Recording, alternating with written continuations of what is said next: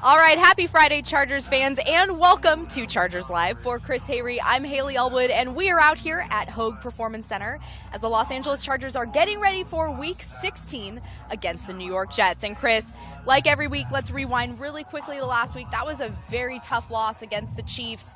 They lost the ability to control their own destiny in the playoffs. And the bottom line was that head coach Anthony Lynn said that the team reverted to doing things they did back earlier in the season. But what did you see? They did. I saw exactly what Coach Lynn saw. Yeah. Self-inflicted mistakes. You can't turn the ball over 4 times in the second half. 9 penalties against an opportunistic defense in a hostile environment. You were there, Haley. Yeah. You know how loud it is. It was so loud. You can't make those types of mistakes and expect to win. But the one thing I love about this Chargers team is they're a resilient group. Absolutely. And they learn from mistakes. Hopefully they learn from those mistakes, because during that 4-game winning streak, the formula was take the football away, take care of the football, don't get penalized, and you win. So hopefully they can do that on Sunday. Now, one good thing in that game was the performance of Melvin Gordon. He ran so hard. We talked about this on your podcast this week. How was that a positive for this team? Well, I thought it was Melvin's best game of the year, honestly. I mean, he's had some good ones this year, but I think the 169 total yards and a touchdown on the road, he came to play.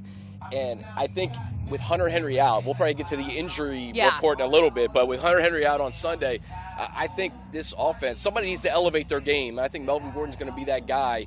You look at the Jets, their defense.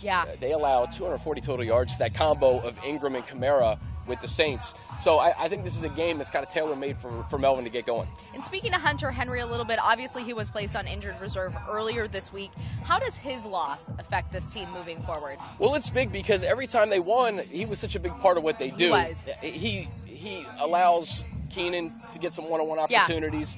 But someone's just going to have to elevate their game, whether it be Mike Williams, Tyrell Williams, Travis Benjamin. Melvin, like you said, get him going out. And then Antonio Gates. I mean, we saw for the 86th time Rivers to Gates in Kansas City on Saturday. Wide open. Wide open. So hopefully Antonio, I think he's fresh, and I think he'll be ready to go on Sunday. 100%. So as we said, the Chargers are taking on the Jets this week. Christmas Eve match back at MetLife Stadium. Todd Bowles, Jets head coach, earlier in the week said that Bryce Petty will be starting again. Kind of interesting because they have Christian Hackenberg on the roster.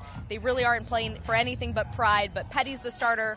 What have you seen out of him? Yeah, well, first, I think that's a little curious. You have a second-round pick there, 51st overall, Christian Hackenberg. He hasn't played a regular season snap yet. He's been in the league for 2 seasons. With Bryce Petty, what I saw last week, 19 to 39, under 50% completion percentage. A lot of short stuff, a lot of short to intermediate stuff. He wasn't stretching the field at all. So I think that's a good thing when you look at this Chargers defense, the ability to get to Petty with Bosa and Ingram and that back end led by Casey Hayward and company. I don't think Bryce Petty's necessarily going to beat you, but I do think that running game led by Bilal Powell can.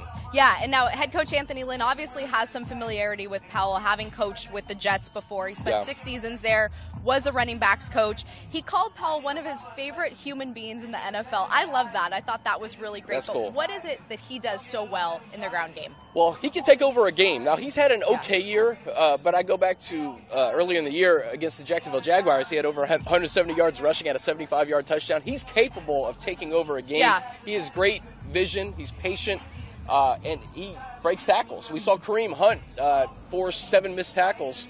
Without Denzel Perryman and Corey Legion on Sunday, that's going to be a challenge for this Chargers defense. They're going to have to wrap up and stop the run. Now, we did learn earlier this morning that right guard Brian Winters has been ruled out for this game. So when you talk about Melvin Ingram and Joey Bosa getting pressure on Bryce Petty, how can the defense take advantage of that situation with their right guard now being out?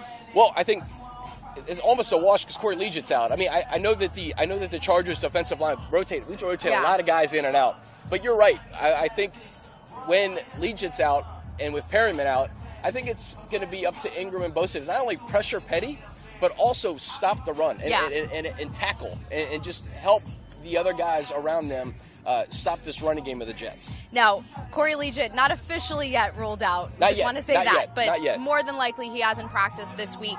Denzel Perryman, obviously a huge loss against the Chiefs, and that his exit in that game totally changed the tone of that defense. So how do you account for his loss now moving forward, much like Hunter Henry on the offense? Yeah, I just think other guys have to elevate their game, and it just comes down to tackling, Haley. I think it's just the fundamental things that Coach said. We reverted back to what we were doing before. At the beginning of the year, it was tough against the run. They weren't able to stop the run very well. They had a lot of missed tackles.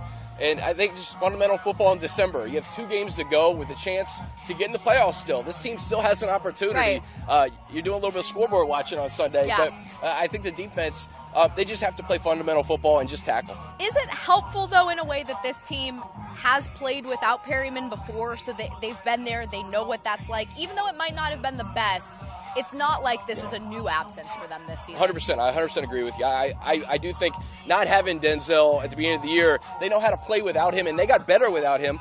And, in fact, they got their first win ever in 2017 at MetLife. So they're familiar with playing at MetLife. And, again, I think Gus is going to adjust just fine. All right, well, we'll see what happens. We hope for that second win at MetLife Stadium this Yes, we season. do. Thanks for joining us out here on Chargers Live, and we will see you next week.